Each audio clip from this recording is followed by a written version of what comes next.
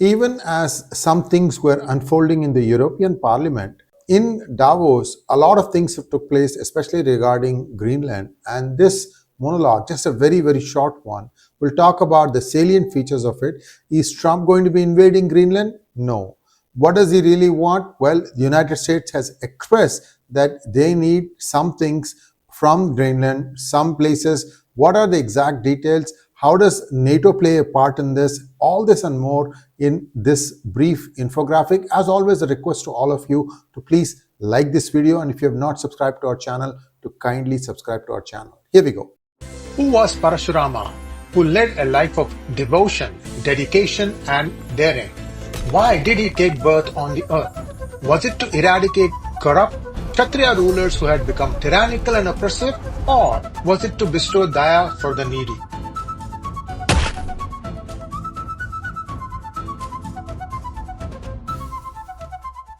The strategic shield, United States, NATO, and Greenland. Those of you who have Netflix, I would recommend you watch the 3 seasons of The Diplomat. Kerry Russell, I think, is the actress who plays the part of the United States ambassador to the United Kingdom. To watch that one. I think there were 3 seasons so far. Very, very eye-opening, especially with regards to Greenland and NATO and the United Kingdom and the role of United States in shaping the history in this area. Very, very, it's a work of fiction, but it sounds so real that you would have to really, take a look at it to say, oh my goodness, this is what's happening. So an eye opener from my point of view to watch that one. So that's just for more background material. So between 2024 and 2026, the relationship between United States, NATO, and Greenland has transformed through a series of high-stakes agreements that balance military flexibility, economic sovereignty, and multilateral defense strategies. For example, the 1951 Defense Agreement, I've already done one monologue on that. You can go back and refer to that. Just search on Greenland in P Guru's channel of YouTube. And in that, we talked about the 1951 Defense Agreement. In 2024, an update was signed to the foundational US-Denmark Treaty, allowing easier US military asset deployment while formally recognizing Danish sovereignty over the territory.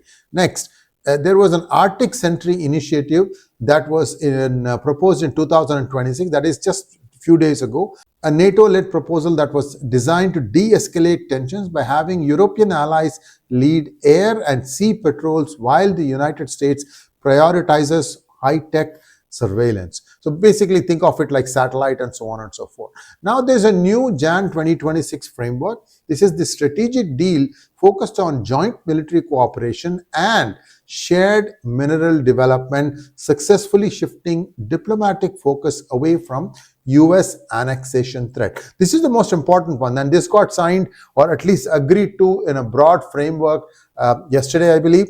To take a look at that, this is being recorded on the 22nd of January. So 21st is when this happened. Take a look at that. So while we may say, okay, EU-India defense agreement is a huge boost and it's a problem for the United States, the United States was looking at something else. And I think everybody won in that situation.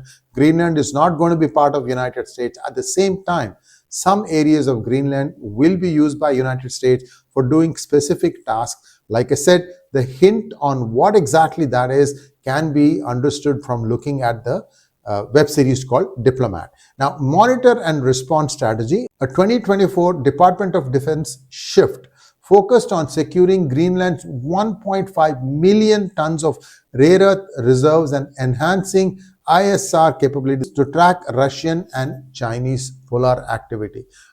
Right now, we have talked about this a lot in the past also.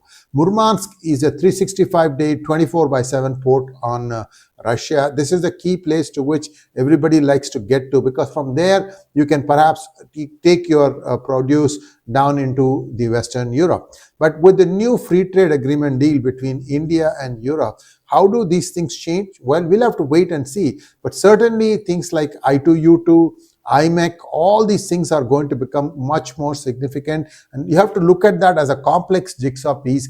The agreement between United Arab Emirates and India, the agreement between EU and India, and plus the impending free trade agreement between United States and India. All these things are going to come. When you put them together and start looking at it, you will see that the intention is to box out China. That's my 2 cents, and perhaps this is going to really mean bad stuff for China. And I'm very curious as to what Pakistan is going to do, because for a fee, they can do anything. Thanks for watching. Please like, share, and subscribe to our channel. Don't forget to click on the bell button for notifications. Namaskar.